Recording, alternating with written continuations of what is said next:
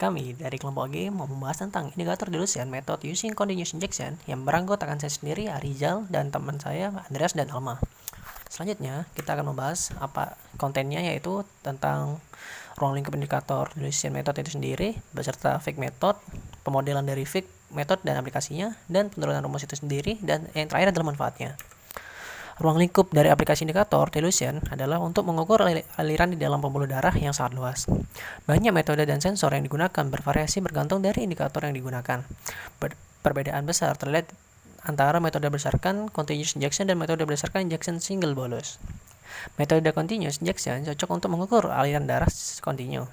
Metode berdasarkan injection single bolus tidak cocok untuk mengukur aliran secara kontinu. Contoh metode dari continuous method adalah Fick method dan warm thermodilution, dan contoh metode dari injection single bolus adalah cold thermodilution, dye dilution, dan lithium dilution. Selanjutnya kita akan berfokus pada indikator dilution method using continuous injection. Fick method menggunakan metode continuous indikator injection karena dalam jumlah besar indikator diinjeksi, indikator harus inert, harmless, dan tidak beracun. Indikator yang memenuhi persyaratan tersebut adalah oksigen, O2. Di metode konsentrasi indikator diukur di dua titik. Pertama, titik A berlokasi sebelum titik injeksi, sementara titik B berlokasi di hilir. Diasumsikan konsentrasi indikator konstan CA dan CB di lokasi pengukuran A dan B aliran darah konstan, dan dengan menggunakan beberapa persamaan maka didapat persamaan sebagai berikut. Nah, ini video untuk Fick method. The volume of blood being pumped out by the heart in 1 minute, specifically the left ventricle, is called the cardiac output. A normal cardiac output is 5 liters per minute. So to calculate the cardiac output, let's take a closer look at the left ventricle. To imagine what's happening here, let's picture the left ventricle as a cup.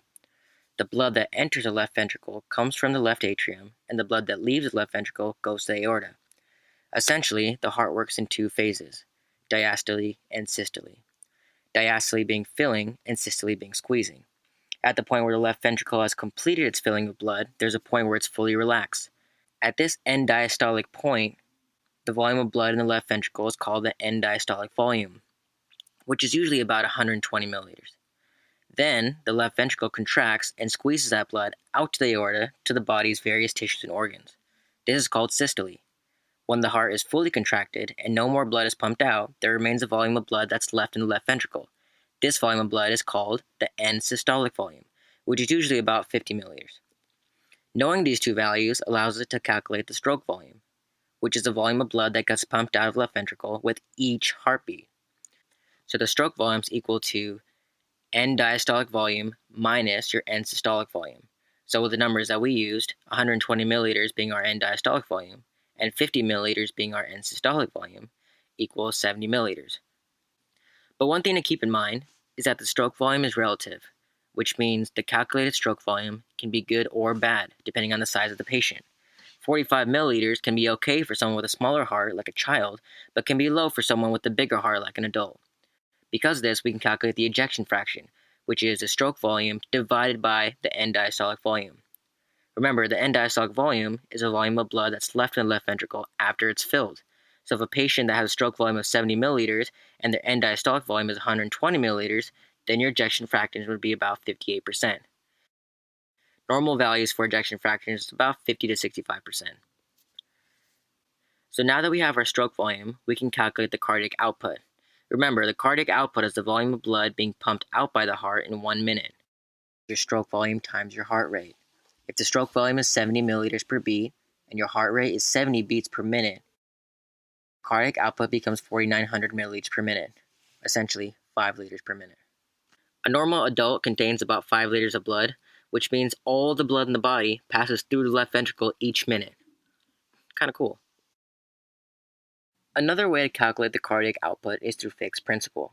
Here, the cardiac output is equal to the oxygen consumption divided by the arteriovenous oxygen difference. Using a spirometer with a closed rebreathing circuit incorporating carbon dioxide absorber, you're able to calculate the VO2 max.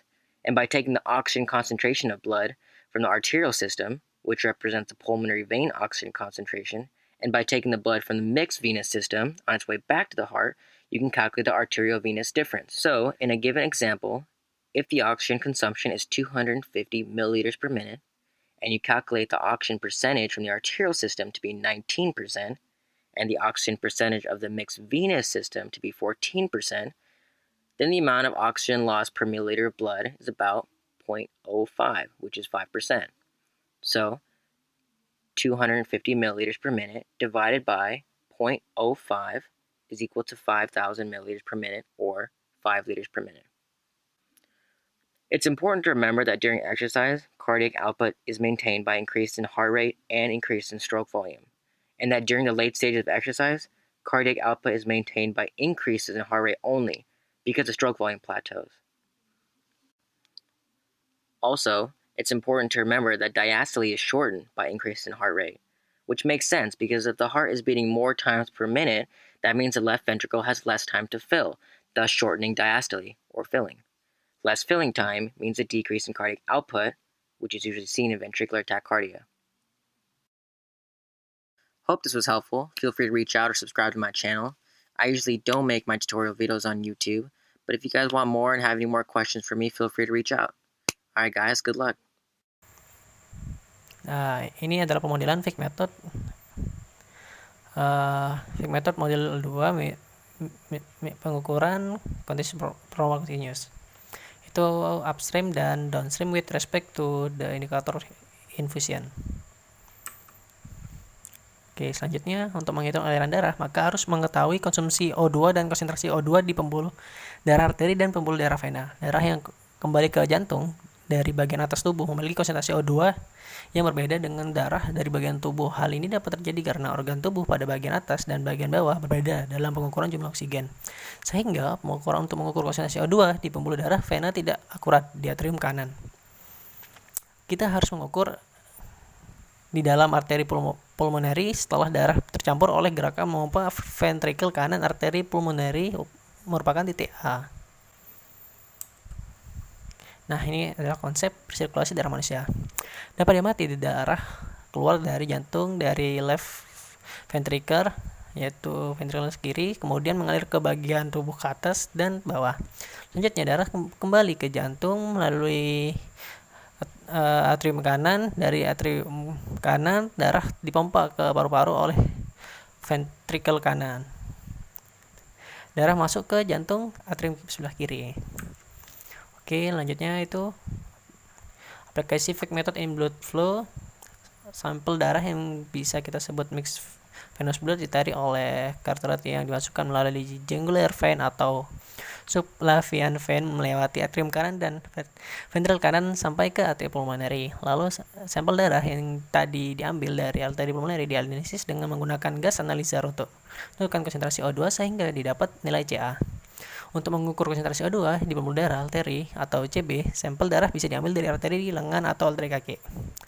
Lalu untuk pengukuran konsentrasi O2 digunakan spirometer. Orang coba bernafas dengan O2 murni dari spirometer. Karbon dioksida yang dikeluarkan dari proses pemanasan diserap oleh soda lime absorber sehingga injection rate O2 atau konsumsi O2 dapat langsung dihitung dengan menggunakan net gas flow.